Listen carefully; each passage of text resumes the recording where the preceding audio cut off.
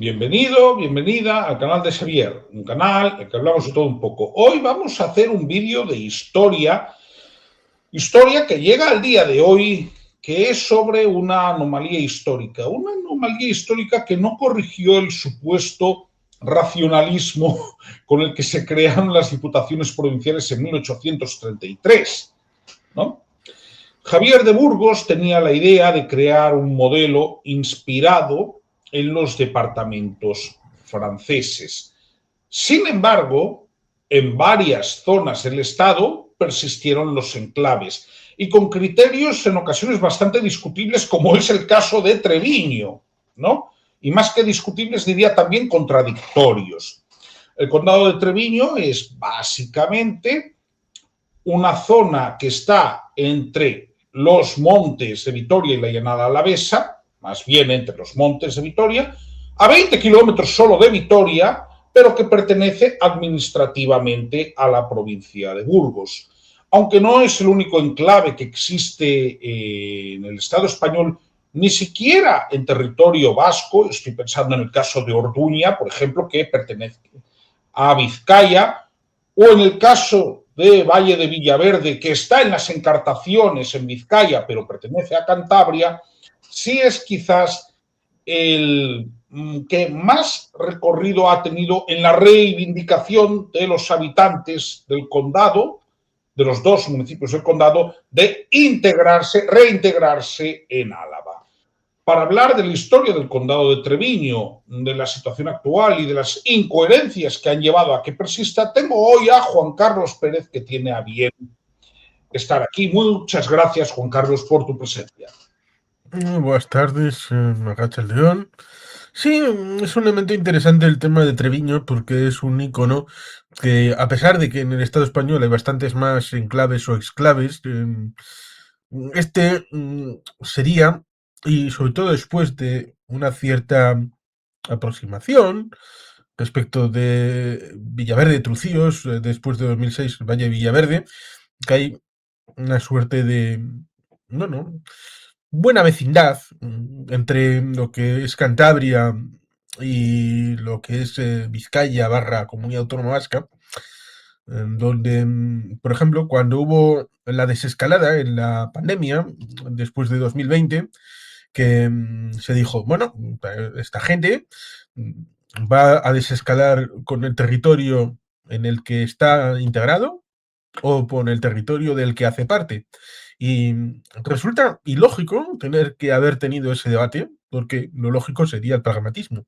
Cosa que ese pragmatismo, desde el segundo uno, con Villaverde, no hubo ningún problema.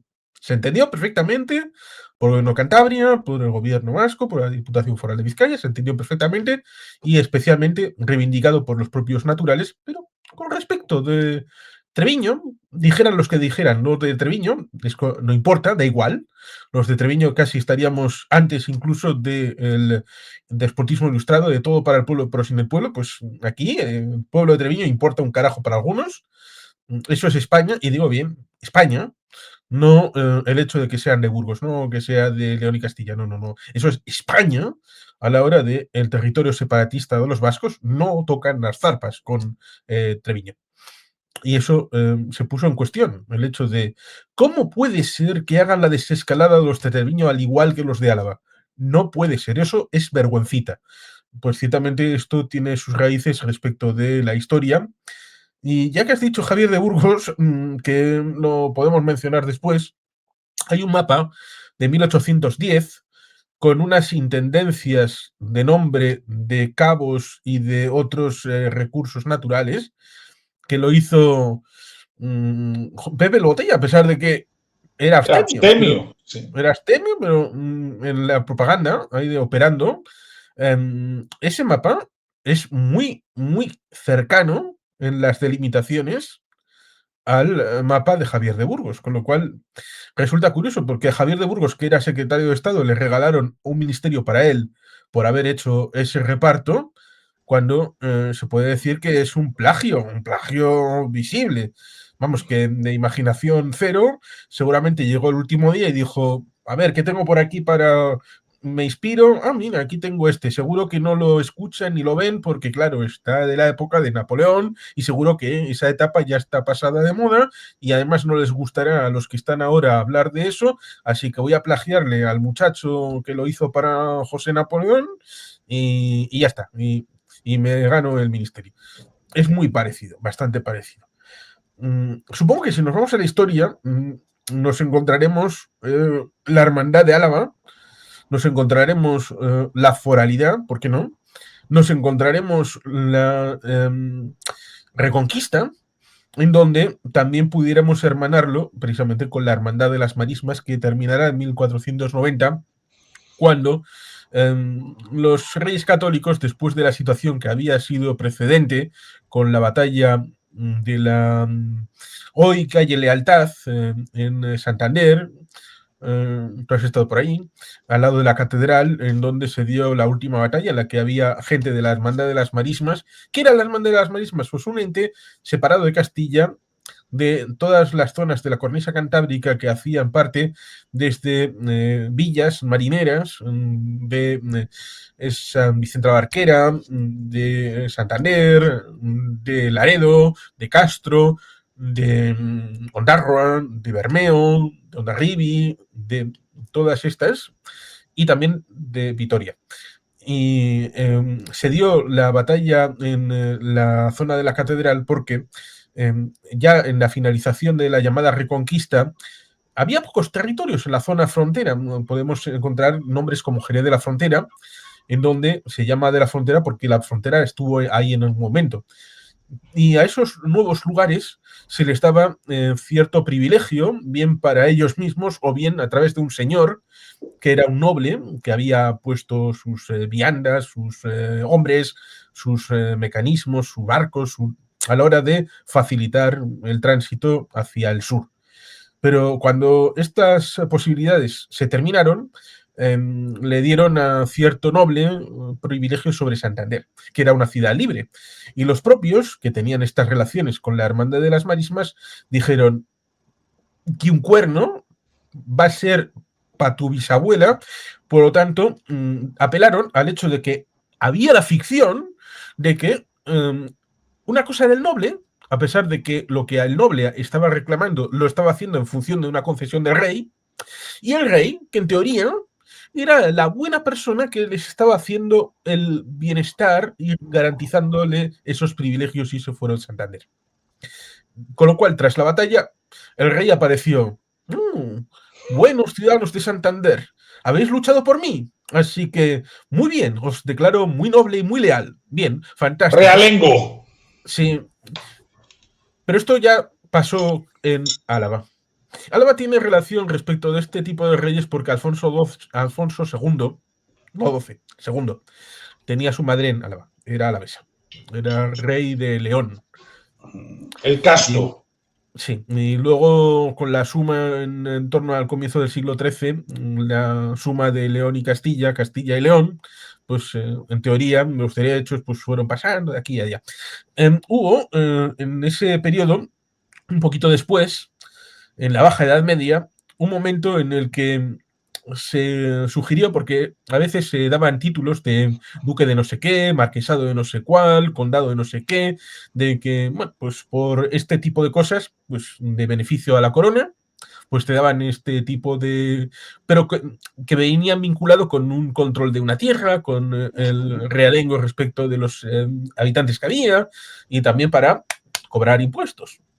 Pero claro, cuando esto lo hacías en lo que ahora sería el territorio de la provincia de Burgos o de Burgos, entendiéndase, evidentemente no me refiero al condado, me estoy refiriendo, pero pongamos Palencia, Soria, Ávila, Segovia, pues bien, Castilla. porque el sistema estaba establecido de aquella manera en donde no había ningún elemento especial a la hora de autogobernarse.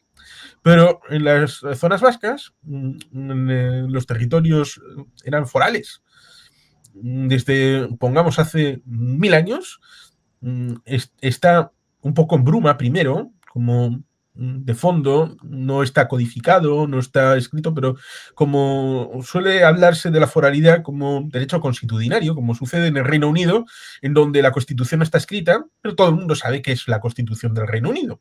Todo el mundo lo sabe, pero no hay un documento jurídico que esté codificado y unificado, lo cual pasaba a los vascos a partir del año 1000 por lo menos en adelante, en donde el sistema jurídico político estaba en la mente de todos. Todo el mundo sabía a lo que se referían cuando hablaban de estas cosas. Hasta el punto de que, por ejemplo, ahora cuando miramos a la vista atrás en el tema de la heráldica y las banderas, pues cuando leemos y se sacó la bandera de Vizcaya.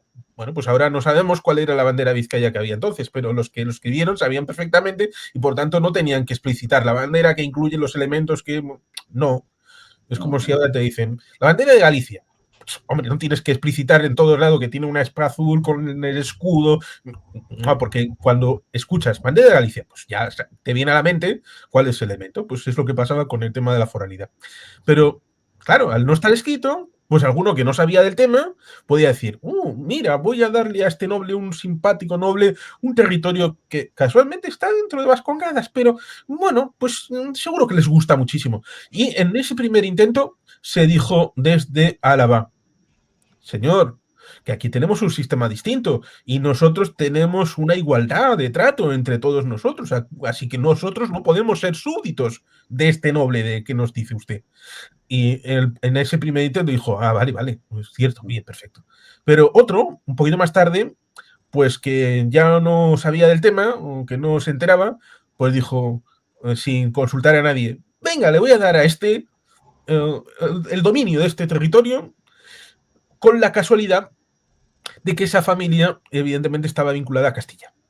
Con lo cual, desde ese momento, es desde el que se vincula el condado de Treviño técnicamente a Castilla, lo cual es bastante flojeras, porque claro, vinculado a Castilla podía ser cualquier noble, porque el señor de Vizcaya técnicamente estaba vinculado a Castilla, sobre todo después de que ese señor de Vizcaya del que usted me habla, que antes eran los López de Haro, pero luego hubo un momento en el que colusionaron las dos,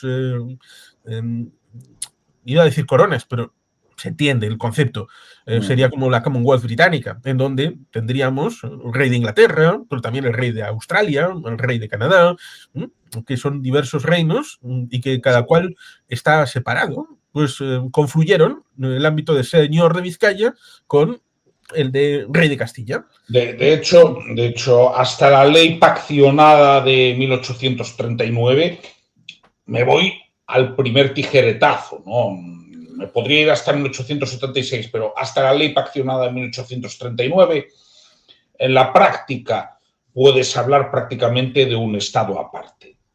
Sí, en 1876 sería el año de la finalización formal del señor Vizcaya y del reino de Granada. Sí, sí. Lo que pasa es que lo digo porque la ley paccionada ya es un recorte.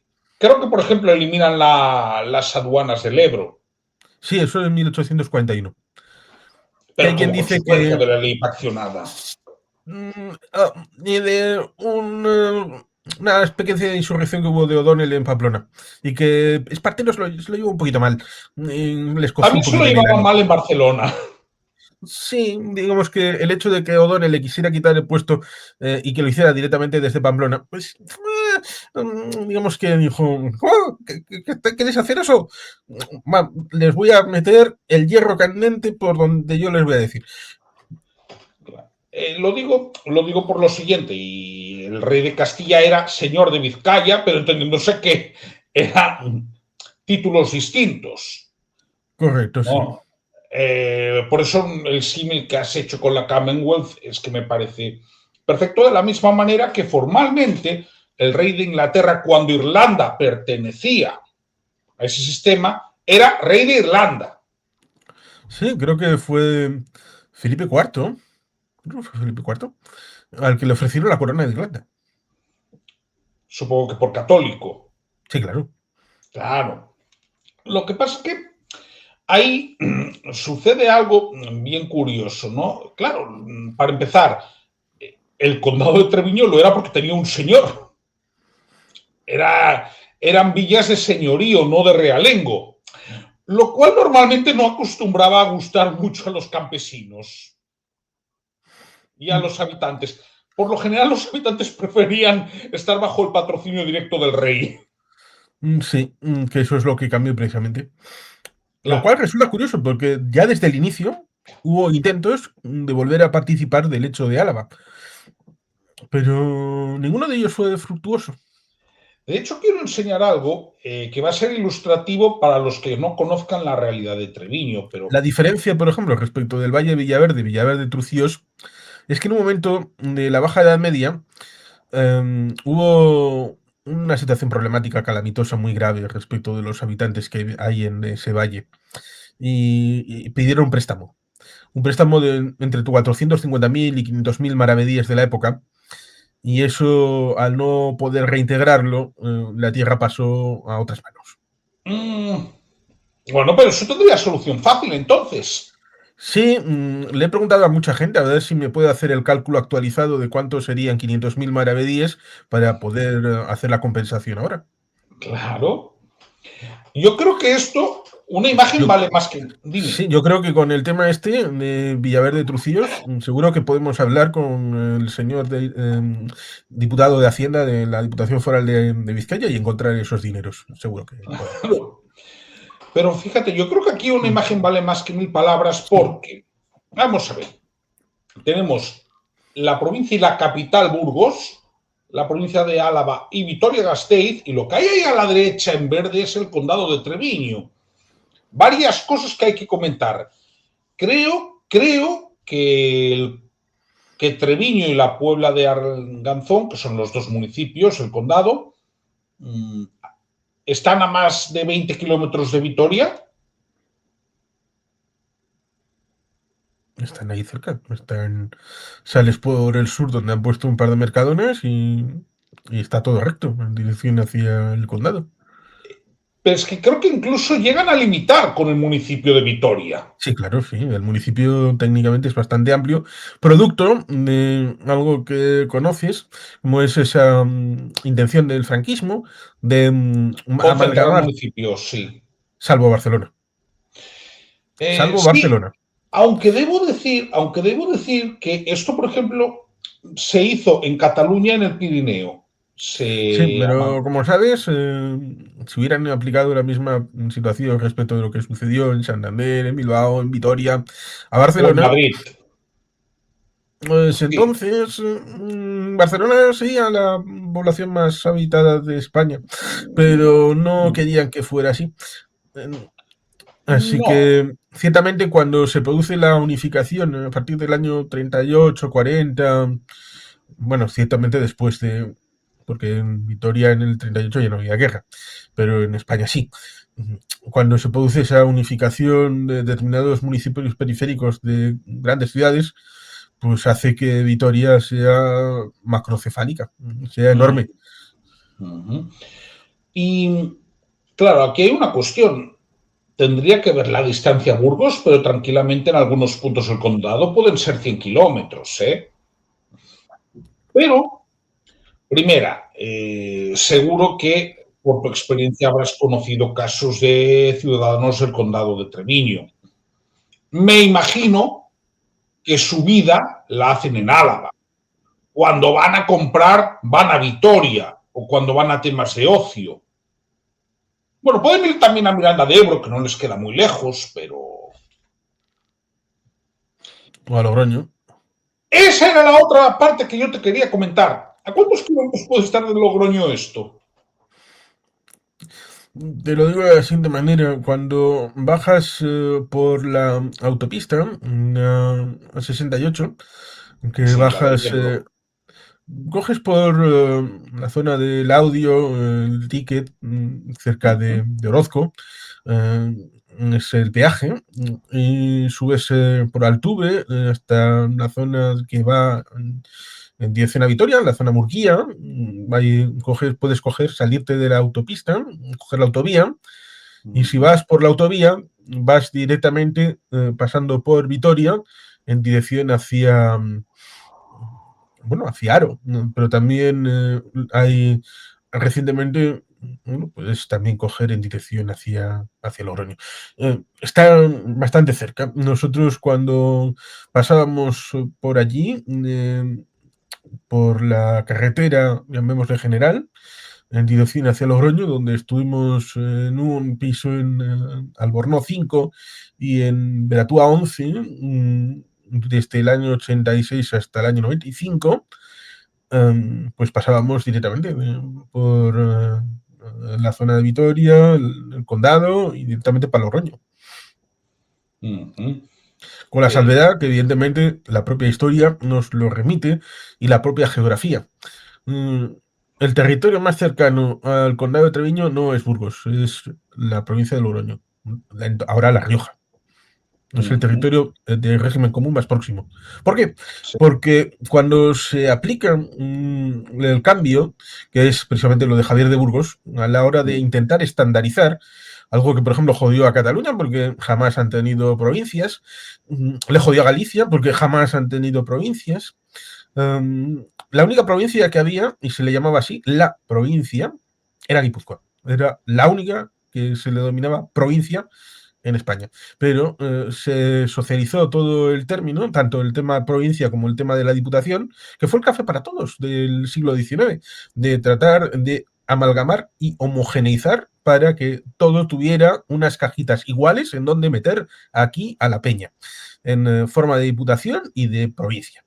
Pues en ese momento había territorios que no estaban amalgamados porque había una playa de situaciones distintas, como por ejemplo cuando se hizo la unificación monetaria, que se hizo en 1869, en donde se introdujo a todos en la peseta, que era una moneda catalana.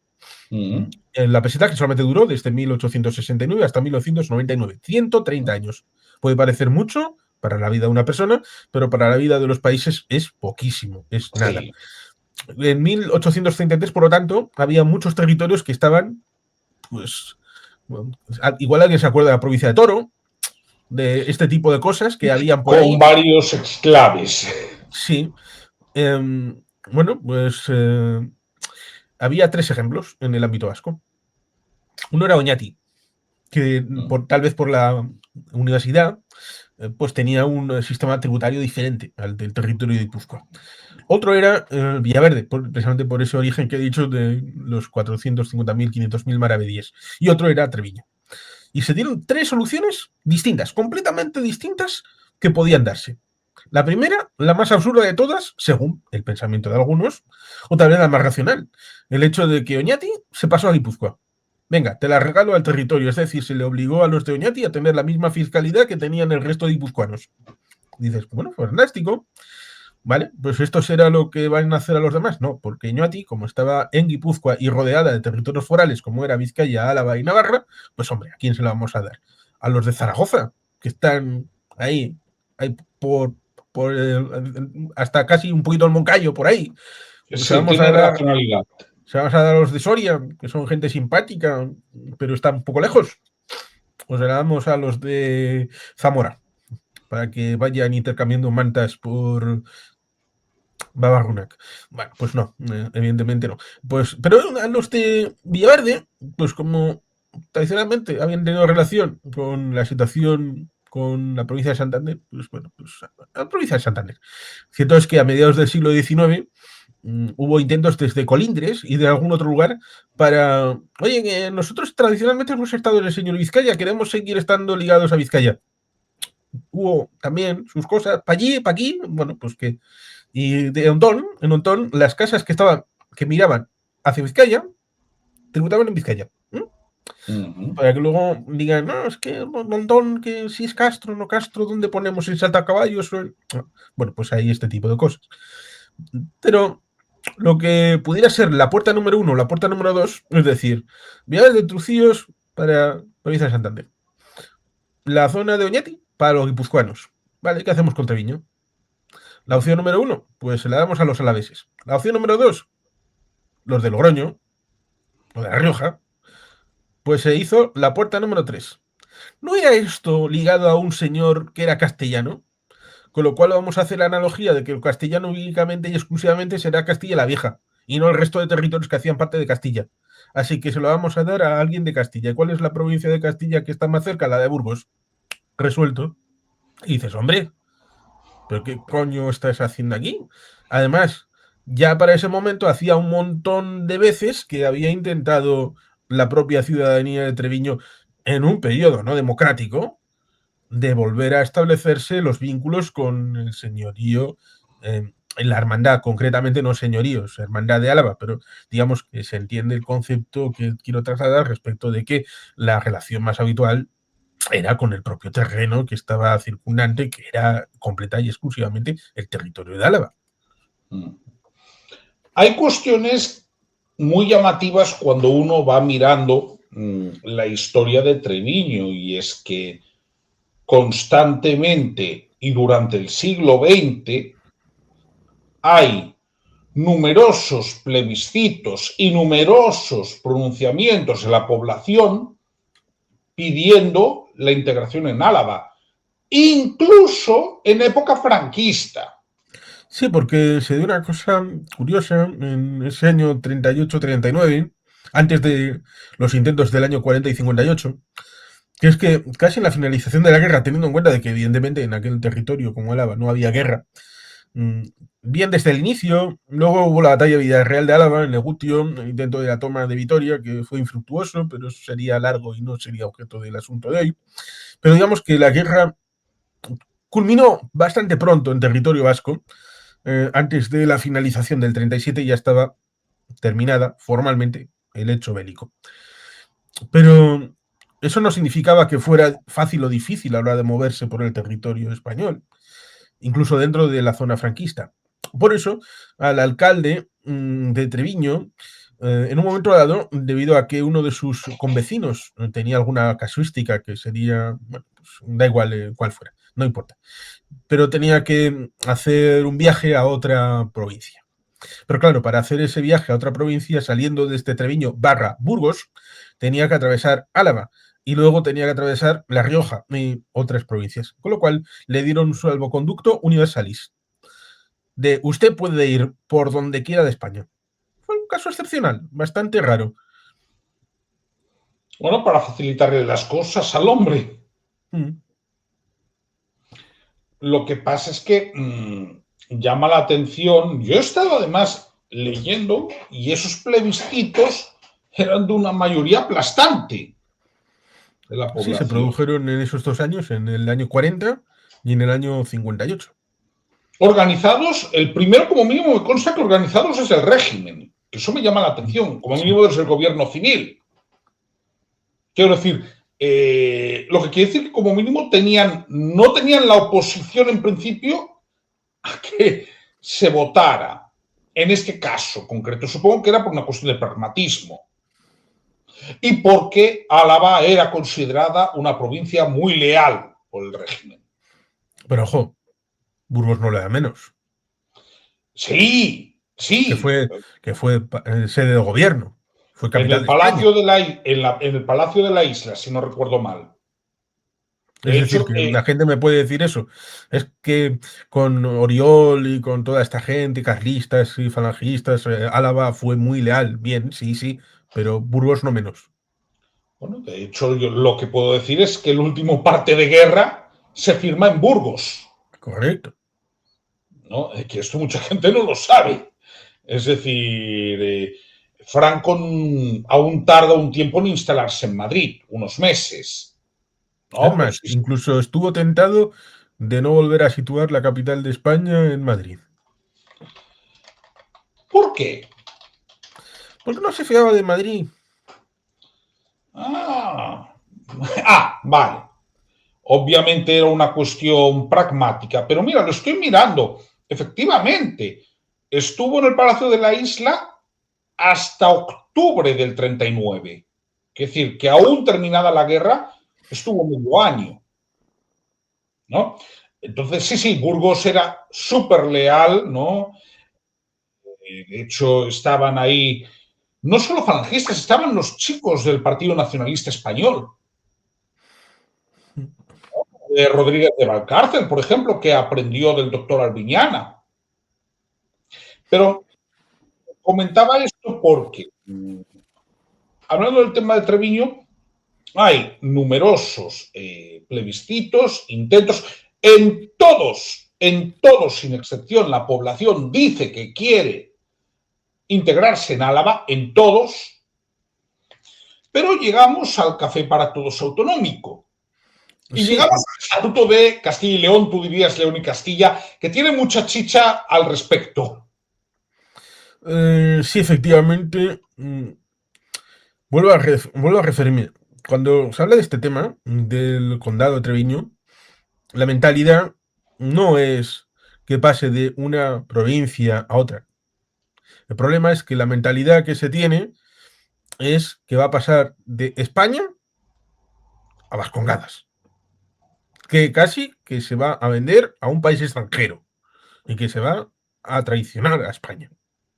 Lo digo porque hay otros enclaves que no habría ningún problema, pero como son entre españoles, pues no hay ningún problema y ni siquiera dan guerra. Lo referiremos a la comisión del Senado del año 94-95. Cuando se produce la Constitución y se produce el Estatuto de Autonomía, que es el primer Estatuto de Autonomía, el vasco, por prelación, por protocolo, que se salvó a través de una avioneta alquilada exprofeso para llegar antes de los catalanes, lo cual funcionó muy bien, pues evidentemente la posibilidad es diferencial respecto del Estatuto de la República, en donde se establecía que en todo o en parte algún municipio colindante pudiera ingresar en el territorio vasco. Esto viene a cuento respecto de la intentona de Castrurdiales en 1919 a la hora de entrar en Vizcaya porque fue ninguneada por el régimen español después del tema de la gripe y no le hicieron ni puñetero caso, no les enviaron material médico y dijeron, ah, sí, pues la Diputación de Vizcaya nos ha ayudado muchísimo. Ellos sí nos quieren, así que, oye, igual estaría bien el hecho de entrar en la Diputación de Vizcaya. Y por una mayoría amplísima, el Pleno Municipal de Castro Urdiales dijo que quería la integración en Vizcaya. Luego, cuando llegó a otras instancias superiores, la cosa no funcionó. Lo digo porque cuando llega el Estatuto Vasco, no hay ninguna organización respecto de León y Castilla, Castilla-León, Castilla-La Mancha, o Castilla la Vieja, o Castilla la Nueva, o Castilla lo que a uno se le ocurra. Castilla con leche o sola, da igual. A la hora de establecer eso, pues en principio, pues el Estatuto Vasco debería prevalecer y debería haber abierto una ventana de oportunidad a la hora de, bueno, pues hacemos el tema como sea, bueno, como sea, ¿no? A la hora de el origen, usted pone como quiera el origen, pero el destino ya está tasado, cómo se integra el territorio en Álava barra Euskadi. Bien. Hasta el punto de que, bueno, lo hicimos respecto de las elecciones de reciente ocasión, siempre acaba saliendo la historia y la comunidad de León y Castilla, Castilla y León, pues lo digo, y es una reivindicación, porque como se hablaba de Fernando y Isabel, Isabel y Fernando, que podías poner el uno delante del otro y al revés, tanto monta tanto, Isabel como Fernando. Bueno, pues aquí en teoría es una comunidad birregional, pero eso no se lo cree nadie. Como cuando termina el concierto de Año Nuevo sin haber tocado la marcha Radetzky y el Danubio Azul. Y dicen, ¿ha terminado ya? Sí, ya. No te lo crees ni tú. Esto no termina hasta que no escuchamos el Danubio Azul y la marcha Radetzky. Lo saben todos, los esquimales, los bosquimanos, lo sabe todo el mundo. Pues aquí nos encontramos con algo parecido, en el que pareciera que esa comunidad birregional surge de la nada por intereses políticos, partidistas, y con 3 recursos de inconstitucionalidad encima de la mesa. El de Segovia, que la meten por orden casi puesto por el ayuntamiento. Venga, usted, quiera o no, usted tiene que estar aquí. Bueno, Con un cepo. eso fue directamente una ley orgánica ya con Felipe González, ¿de acuerdo? En la que se incorpora a Segovia, Castilla y León, por motivos de interés nacional. Además es que es así literalmente la ley. Que Fernando Vizcaíno Casas se choteó respecto del intento de Segovia de ser comunidad autónoma en las autonosuyas, que luego fue una película protagonizada por Alfredo Landa. Pues sí, lo que pasa es que, bueno, a Aquella ver, comunidad serrana era la Sierra de Segovia.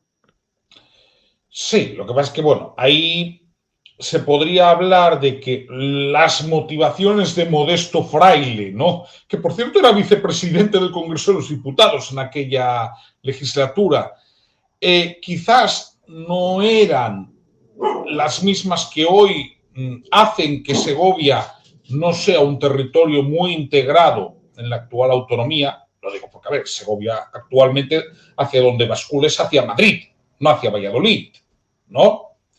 Pero sí, sí, de hecho, podríamos ahí hablar de cómo fue el proceso de ratificación, pero el caso es que Segovia no llegó a cumplir ni el quórum para estar en Castilla y León, ni el quórum para ser autonomía uniprovincial. Se quedó en tierra de nadie. Y montaron ese recurso de inconstitucionalidad cuando les metieron en la Comunidad de León y Castilla. El segundo era de la región leonesa, que también le metieron. Aquí podríamos mencionar a Martín Villa como el factotum a la hora de meter a la región leonesa en cintura, sobre todo porque, claro, pensó, bueno, tenemos que meter a los asturianos como comunidad autónoma porque es una región histórica, que si Covadonga, que si Pelayo, que si bla, bla, bla, bla, bla, bla, bla, bla, bla. Todo eso. Bien, perfecto. Pero ya tenemos una comunidad con mineros, comunistas, con socialistas, con gente revolucionaria y todo esto. Vamos a poner otra segunda. También con mineros, con gente, con toda esta ralea que va a votar al Partido Comunista y al Partido Socialista. No puede ser. No, no, no, no. Aquí esto hay que arreglarlo. ¿Cómo lo hacemos? Pues lo metemos en una comunidad en la que pensamos tal vez que en algún momento va a ser un poquito afín, de centro derecha, de toda la vida, Fue mirando el mapa, visionario. del 36, no visionario, pasatario. ¿Qué pasó en las provincias hoy conocidas como Castilla en el año 36? ¿De dónde bascularon, hombre? Si del escudo hacia abajo, hacia el mar, sí, pero del escudo para arriba, ¿no? Entre escudo y Mataporquera, entre entre Payares y Mataporquera, para abajo, es decir, para el sur, Estaba pues el Partido ganaron. Agrario, que gestionaba el hermano de Francisco. Pues ahí está, que ganaron los que entre comillas tenían que ganar y habiendo visto eso, pues Martín Villa pensó, bueno, le sumamos a los del Reino de León para tener un esquema en donde haya una población equivalente a eso de los vascongadas, a los que por supuesto no le vamos a dejar que se unan a los de Navarra, porque entonces sería mucha población y además tendrían frontera con Francia y tendrían un granero de la ribera, vamos, que eso sería algo espectacular. Así que vamos a hacer todo eso. Ven, les quitamos a los vascos la Navarra y a los de la región leonesa les metemos para que sean en torno a 2 millones de gente, así como vascongadas. Y el tercero era el tema de Treviño. En mi canal tengo subidos todos y cada uno de los debates parlamentarios en el Parlamento Vasco, con todas las intervenciones relativo al tema de Treviño, entre el año 80 de inauguración del Parlamento Vasco y el año 2010. Todos los que se celebraron los descargué de la página del Parlamento Vasco. En aquel momento era insufrible, no se podía encontrar nada, con lo cual dije, así, pues yo los voy a descargar y los voy a hacer accesibles. Los voy a poner disponibles a todo el mundo. ¿Dónde? En mi canal. ¿Dónde los iba a poner si no? Y ya en aquel momento, en el año 81, hubo algún debate. Curiosamente, hasta el año 82 fue un Parlamento Vasco itinerante. Iba de Guipúzcoa a Vizcaya, de Vizcaya a Álava, y el debate sobre el tema de Treviño casualmente se sustanció en hoy sería la sala de juntas, de juntas generales de Álava. Ahí es donde hubo la reunión del plenario del Parlamento Vasco en aquel primer asunto. Y estamos hablando del 81, estamos hablando antes de la constitución de la comunidad. Cuando se establece la comunidad, que tiene una disposición adicional séptima, bueno, de transitoriedad, en el Estatuto de León y Castilla, habla de la posible integración de cualquier territorio provincia. Ellos están pensando en La Rioja y Y están en pensando en Cantabria. Cantabria. Sí. Con lo cual, que no me digan, no, es que los anexionistas vascos. Oiga, usted hasta hace 4 días ha tenido en su estatuto la posibilidad de aglutirse comunidades enteras. Así que, por favor, no me sea usted tan hipócrita. Claro. Establecieron la idea respecto de Treviño un poco distinta. la obligatoriedad de tener un dictamen favorable tanto de la provincia, en su figura de la Diputación Provincial, y de la Junta de Comunidades de León y Castilla, es decir, del gobierno de la comunidad. Y de eso no se bajaron. Y los tribunales españoles dijeron, me gusta, está bien eso. A ver, en cosa de pleración, ¿qué está primero? El Estatuto Vasco, que es del año 79, respecto de algo que está 4 años después. Pero nada, así como si hubieran sido en el mismo minuto, habrían nacido los dos estatutos a la misma vez, dijeron los tribunales. Me parecen igual de bien los dos. Vale, pues guay. ¿Sabes cómo yo conocí este sistema tan curiosón que tiene la Junta de Castilla y León, que ahora enseñaremos, no tiene por qué ser ese sistema? Con el municipio de Vega de Valcarce. Explico, Vega de Valcarce es el último municipio que hay en el Bierzo antes de entrar en Galicia. Es un municipio donde la población habla gallego y donde hay más afinidad cultural que no necesariamente política, eso lo tengo que aclarar. Sí, que la gente no se piense que mañana cuando puedan ser gallegos van a votar 100% al BNG. No, en absoluto, en absoluto. De hecho, luego te pondré un segundo ejemplo de un municipio gallego hablante de Zamora. El caso... Lo digo porque casi se piensan desde el inicio, no vamos a darles el condado de Treviño porque al final van a acabar votando a Sabino Arana. Pues mira, en las últimas municipales ganó Sabino Arana en Sí. Treviño. En la Puebla de Arganzón, el alcalde es Quensale, por ejemplo. En Treviño suelen ser independientes, aunque tanto el PNV como EH Bildu tienen concejales. ¿No? Pero sí, efectivamente. Pero en las europeas ganaría el nacionalismo vasco, ¿no? Que ahí no pueden escaquearse. Sí, como ha ganado tradicionalmente el nacionalismo vasco EAJ-PNV en Villaverde de Trucíos. Claro. Entonces, ¿por qué explico esto? Esto que te cuento es de hace 26 años, ¿eh? Cuidado que me está llamando Mañueco, pero no lo voy a coger. Pues la historia fue que es un clásico. Ojo, el Bierzo, lo podemos ver en las últimas elecciones en Castilla y León, gana el Partido Socialista y gana de una forma que llama bastante la atención en comparación al resto de la provincia de León, ¿no?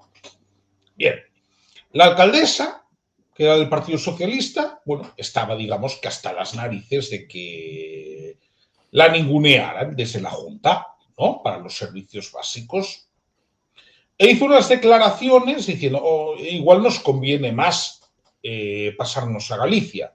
Ojo, ella lo hacía por una cuestión de pragmatismo. ¿Por qué? Pues porque la capital del municipio está igual a 75 kilómetros de Lugo, pero está, lo tendría que mirar, pero igual a 120 kilómetros de León.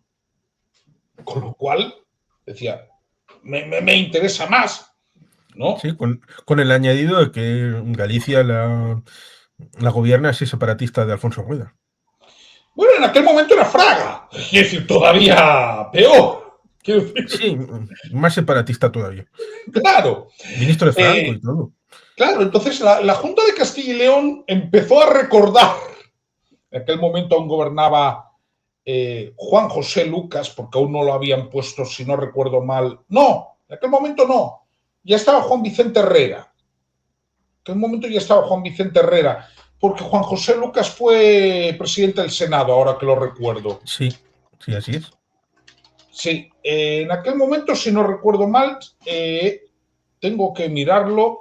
No, aún estaba Juan José Lucas. Juan Vicente Herrera fue en 2001, ¿de acuerdo? Aún era Juan José Lucas. Empezó a recordar, no, escuchen, que esto no es una broma. Para que haya una segregación de un municipio, tiene que haber un informe favorable de la Diputación de León, un informe favorable de la Comunidad Autónoma, que por supuesto nosotros no vamos a dar. Luego esto tiene que ir por ley orgánica de las Cortes Generales.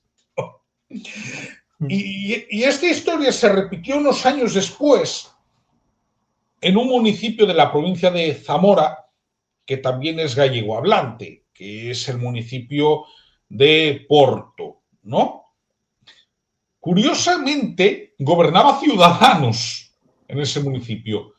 La Ciudadanos separatista. No, claro, pero ¿qué pasó? La gente también estaba hasta las narices de no recibir servicios, ¿no? E hicieron un referéndum informal para ver si se integraban en Galicia, ¿no? También ganó mayoritariamente la opción de integrarse en Galicia. Sí, como el referéndum informal que se hicieron en el año 98 en Treviño. Efectivamente, sí, sí. Es que yo me estoy acordando del referéndum del 98, que por cierto, el alcalde de Treviño en aquella época no era un peligroso separatista. ¿A qué partido pertenecía el alcalde de Treviño en el 98? Creo que tiene El un charrán condado. en forma de su logo. Era del Partido Popular. Hasta que le echaron, por supuesto, lógicamente. Claro, pero quiero decir, no, pero yo además me acuerdo de las declaraciones del señor y dijo, yo tengo una opinión, pero yo no voy a influir, ¿no? Y se mantuvo neutral. Quiero decir, por hacer lo que... Por supuesto salió favorable. Sí, sí, pero ¿qué quiero decir? Que nadie piense que era un peligroso separatista el alcalde del condado. Digo del Pero condado. luego descubrieron que era un infiltrado. Claro.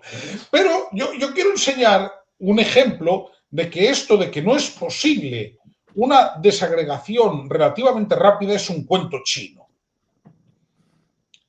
Porque tenemos precedentes en la Constitución actual española. Gátova. Seguro que te conoces el caso de Gátova, ¿verdad? Pero te dirán, esto tiene que ver con otras comunidades, no tiene que ver con lo que viene establecido en el Estatuto de León y Castilla, bla, bla, bla, bla, bla, bla, bla, bla. Bueno, verborrea. Conoces, ¿no? Cómo fue el caso de Gátova. Cuéntalo a los espectadores. Básicamente, Gátova es un municipio que pertenecía a la provincia de Castellón, pero que estaba mucho más cerca de Valencia. Entonces, digamos que para los habitantes de Gátova era un problema burocrático, pues para hacer todo tipo de trámites, para ir al médico, y lo que pidió la corporación fue desagregarse de Castellón para agregarse a Valencia. Bien, bueno, ¿qué sucedió? Que el proceso no fue nada traumático. Duró 6 años, porque estos procesos no son de un día para otro, aunque tengas un consenso absoluto.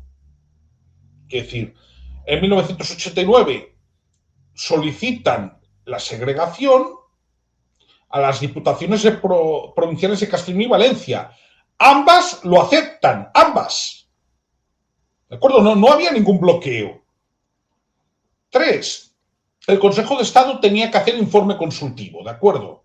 No es vinculante, pero lo tiene que hacer. En 1990 lo dictamina, ¿de acuerdo? Aprobando el tema.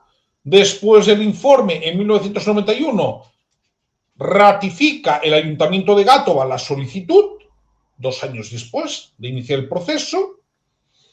En 1994, el gobierno valenciano, en aquel momento era Joan Lerma, el presidente de la Generalitat, aprueba el expediente, pero nos vamos ya al 19 de agosto del 94, ¿no?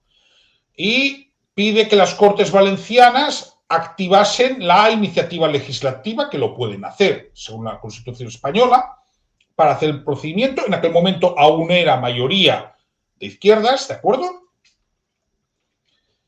Las Cortes Valencianas, digamos que en resolución el 30 de noviembre presentan esta cuestión en la mesa del Congreso. En el 6 de noviembre, ya con Zaplana de presidente, digamos que esto se tiene que presentar con una comisión de miembros, ¿no?, de las Corts al Congreso de los Diputados. En el 95, el Pleno lo aprueba, la toma de consideración, pero mira, es que esas son las cosas que a mí me ponen de mala hostia, Juan Carlos. Sí, te lo creo. Aunque Porque luego era alguna cosa que también. Estoy pensando en la AP9, ¿no? Sí, claro. Pero fíjate, no, pero te digo porque me pongo de mala hostia. El Pleno del Congreso de los Diputados, en sesión de fecha del 7 de noviembre de 1995, acordó tomar en consideración la proposición de ley orgánica y, en sesión del 30 de noviembre, por procedimiento de urgencia sin modificaciones, aprobó dicha proposición. Sí, por el mismo procedimiento con el que se suelen tramitar las modificaciones del concierto, del convenio, del tema del cupo o de la aportación. Procedimiento de urgencia, lectura única y a correr. En poco más de 3 semanas. Vale. Luego, el Senado, porque esto tenía que pasar el Senado, bien, 20 de diciembre del 95 lo aprueba por unanimidad.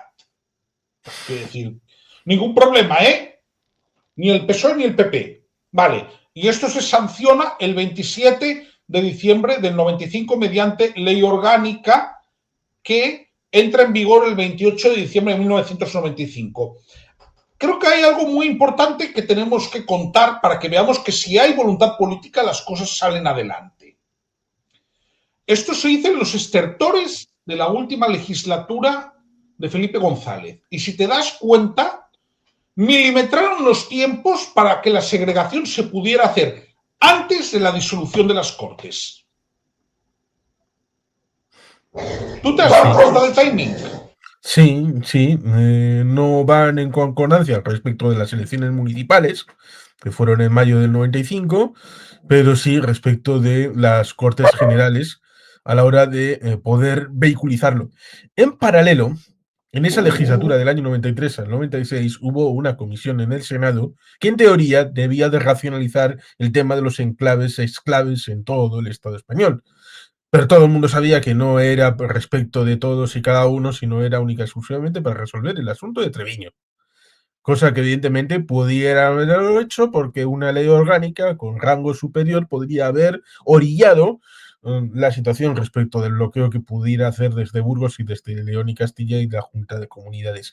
Cosa que evidentemente la falta de valor, el mismo caso de la falta de valor, porque el dictamen, cuando Paquita la Culona sale con Pedro Sánchez de Cuelgamuros, el dictamen ya estaba hecho para que Ramón Jáuregui Atondo, ministro de Presidencia entre 2010 y 2011, en finales del 2011, esto lo recuerda Iñaki Nasagasti, y tiene toda la razón, porque estaba allí, y lo puede contar en primera persona, se cagaron encima.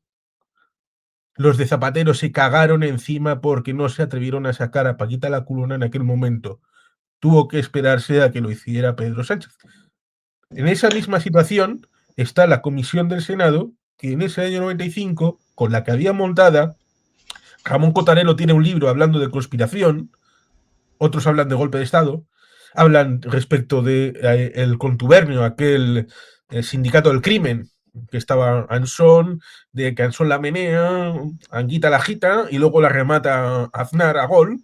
Bueno, también estaría por ahí Pedro J haciendo sus cosas. Bueno, pues ese conglomerado jurídico, político, militar casi, que hacían estas cosas, pues hizo que, ojo, en tema territorial no vamos aquí a mover el avispero y no se atrevieron. Pero estaba encima de la mesa y las actas de aquella comisión pues están ahí encima de la mesa. Del caso que más se habló fue de Treviño, pero no se llegó a nada. Seguramente por esa razón se produjo en el año 98, unos años después, el tema de la toma en consideración en consulta popular respecto de vamos a dejarnos de choteo, aquí la gente es la que quiere que esto se desatasque y que salga adelante.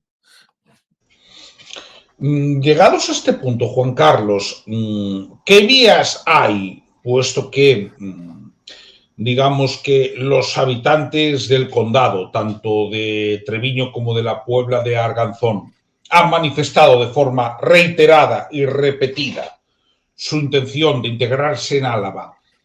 ¿Qué posibilidades de trabajar hay para que esto se haga realidad de una vez? No lo sé porque se han hecho múltiples exposiciones públicas. En 2011 hubo una campaña mediática bastante bien orquestada. Detrás de ella estaba Igor San Román, que hasta hace poco ha estado en la campaña de Jon Uriarte, ha estado en la junta del Athletic y de otras situaciones. Es uno de estos brillantes agentes de campañas, de marketing, propaganda que tenemos en el País Vasco.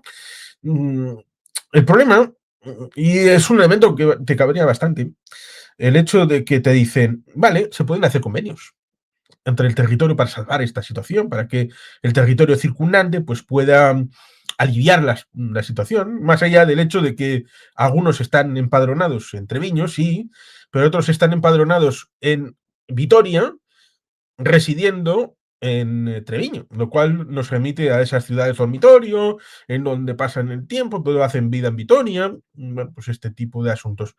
Eh, que te digan esto te puede cabrear, te puede inflar las bolas de una manera, porque es como si te dicen en tu casa, vale, tu casa no es tuya, es de aquel de allí. La propiedad es de aquel, pero tú puedes meter lo que quieras, puedes meter el catering todos los días, llevar la comida, puedes llevar al médico, al podólogo, lo que quieras, pero eso no va a cambiar en 150 años que la propiedad es de aquel de allí. Es decir, estás siendo un tonto porque estás poniendo la pasta para que haya internet, cosa que en el comienzo del siglo XXI ninguna de las compañías, por mucho que pudieran ser iguales en Álava o en Burgos, ninguna, desde Burgos, quería implantar Internet en Treviño. No querían hacerlo, Internet pasaba por encima, completamente por encima. Y al no ser territorio vasco, impedían contumazmente que Euskaltel pudiera dar servicio. Decían, no, no, no, esto no es Euskadi, no puede usted poner nada de servicio porque eso sería reconocer como que este territorio es vasco.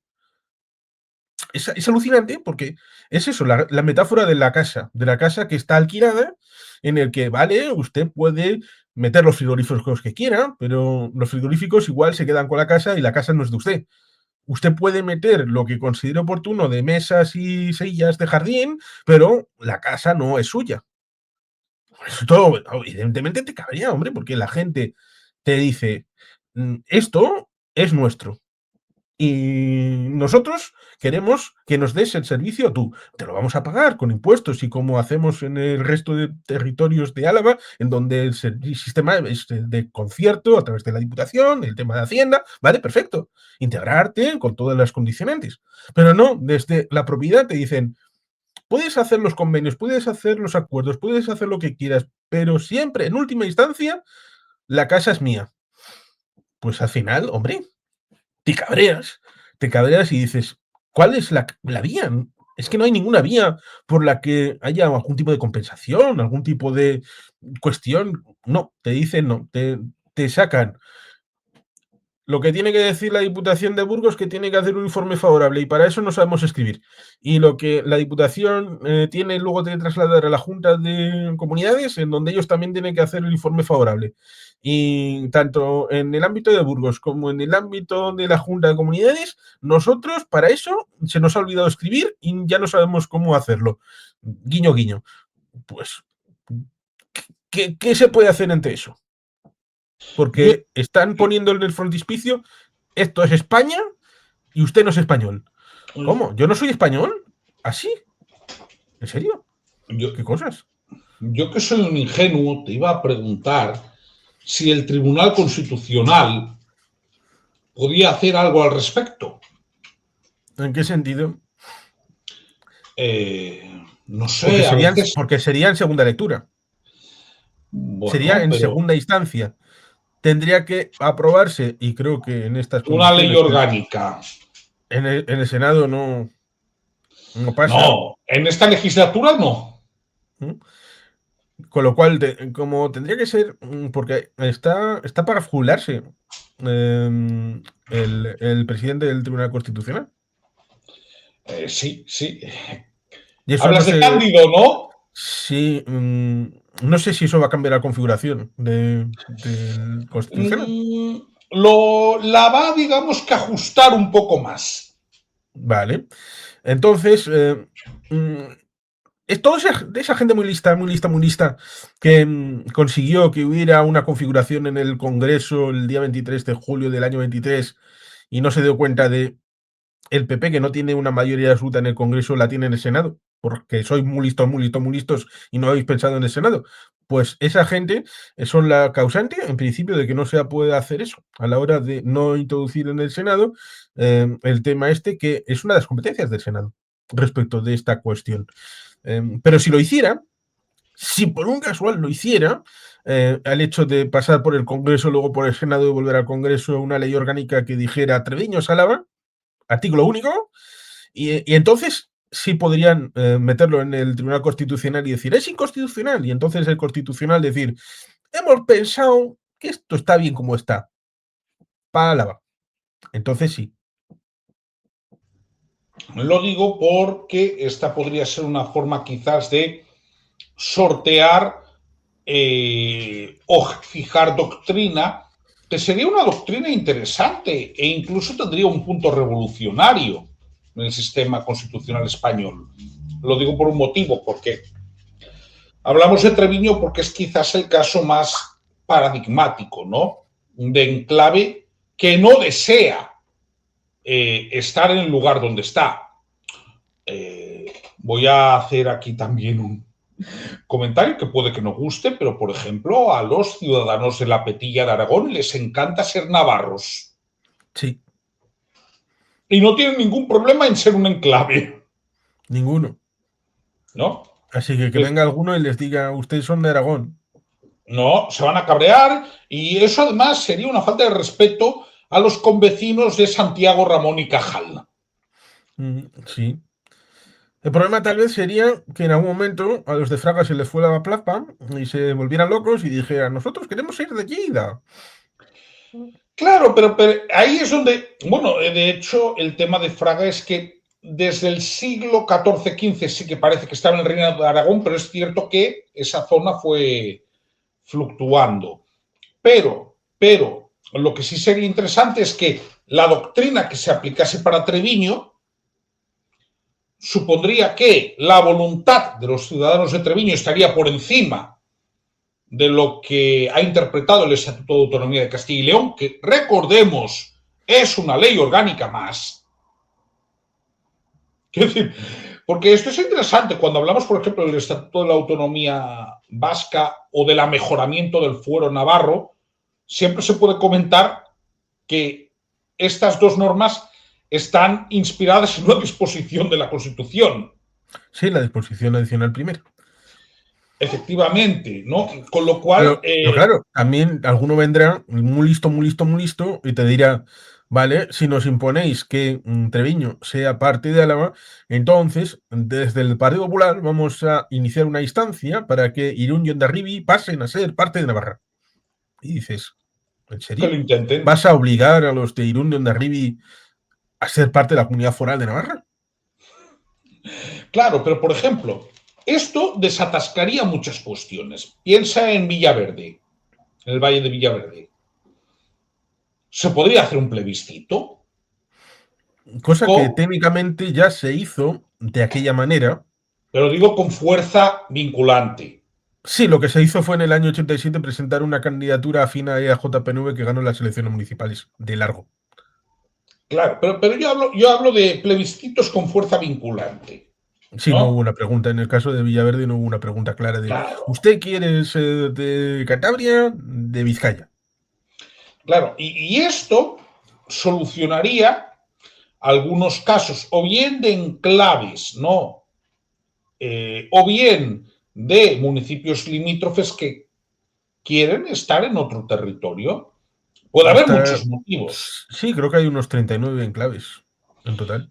Sí, la mayoría tendría que mirar ahora el mapa, ¿no? Pero la mayoría en territorios de lo que era, de lo que se consideraba Castilla, ¿no? La mayoría. Sí. Bueno, está el más grande sería Treviño, pero el siguiente Luego está seguramente sería. Ademuz, Sí, Ademuz, que no Adamuz. sí, eso es, que está entre Valencia y Aragón. Sí, pero quiero decir, si estudiáramos todos los casos, probablemente esto solucionaría, pero volvemos a una cuestión de que es falta de voluntad política y quizás falta de ganas de agitar un avispero. Sí, sin duda es así. Y que luego te meten ese asunto de del separatismo, del independentismo, de que, claro, lo quieres para galvanizar una homogeneidad territorial en la que luego puedas establecer unas fronteras definidas y volverte independiente. Ya, esa... No, señor, lo que quiero es que mis ciudadanos de Treviño tengan los mismos servicios que los que tiene Iruña de Oca, de los que tiene eh, bueno, pues todas las localidades que hacen Vitoria, hace Salvatierra, hace Laudio, hace Amurrio, que es el territorio histórico de Araba. Eso es lo Y lógico. sí, y en cualquier caso creo que también ya hay una cuestión de base, y es que en el siglo XXI se tiene que respetar la voluntad de los ciudadanos. Sí, porque de lo contrario estaríamos con... probablemente el condado de Treviño sea más conocido en España por algo... hay un muchacho con raigambre gitana, nacido en Vitoria, que dicen que escuchó hablar en euskera unos platillos que bajaron en los años 80, cerca de Vitoria, llamado Iker Jiménez. Pues este muchacho ha hecho psicofonías en Ochate. Y Ochate es uno de estos antiguos pueblos, pero que luego fueron despoblados precisamente en la zona del condado de Treviño. El tema de Ochate y las psicofonías y todo esto parapsicológico y trascendental respecto del más allá y todo esto, probablemente sea de lo más conocido en el condado de Treviño. Pareciera que el voto de los treviñeses humanos vale lo mismo que lo de las apariciones de Ochate. Y eso no puede ser. Obviamente es algo a lo que hay que dar solución, y creo que ha sido interesante que hoy en esta entrevista habláramos para socializar la cuestión. Así que yo por mi parte lo que me queda es darte las gracias, Juan Carlos. No, ni nada, no, ciertamente es un tema que tiene su complejidad, sobre todo porque algunos la quieren complejizar, que ese es el problema. Porque es eso.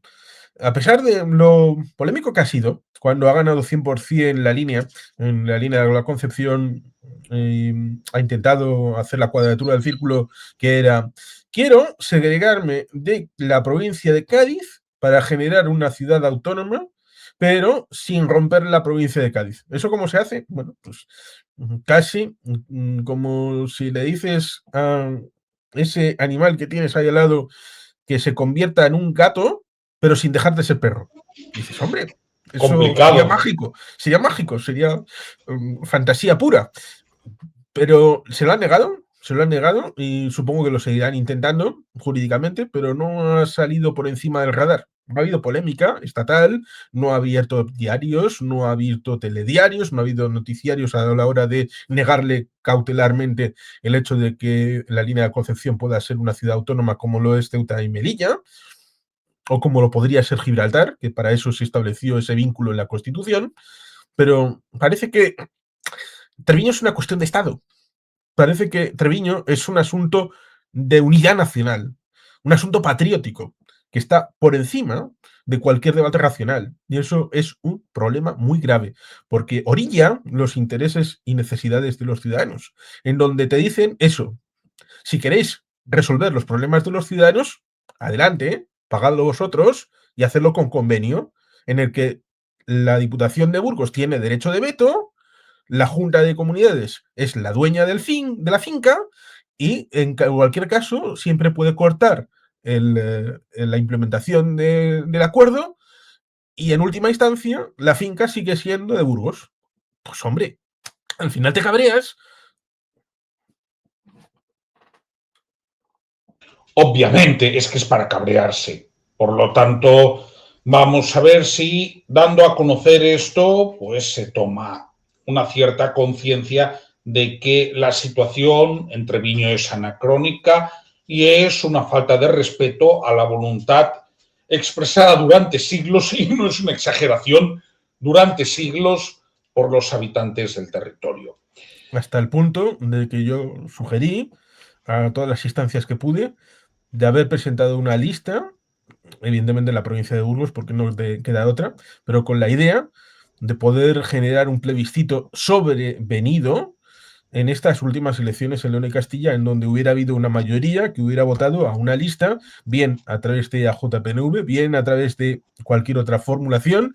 Al final no se pudo hacer, pero habría sido, digamos que un aldabonazo bastante bonito. Ahí queda, dicho queda. Bien, muchas gracias una vez más y si te ha gustado este vídeo, ya sabes, comenta, comparte, dale a me gusta o suscríbete. Venga, un saludo y nos vemos en el próximo.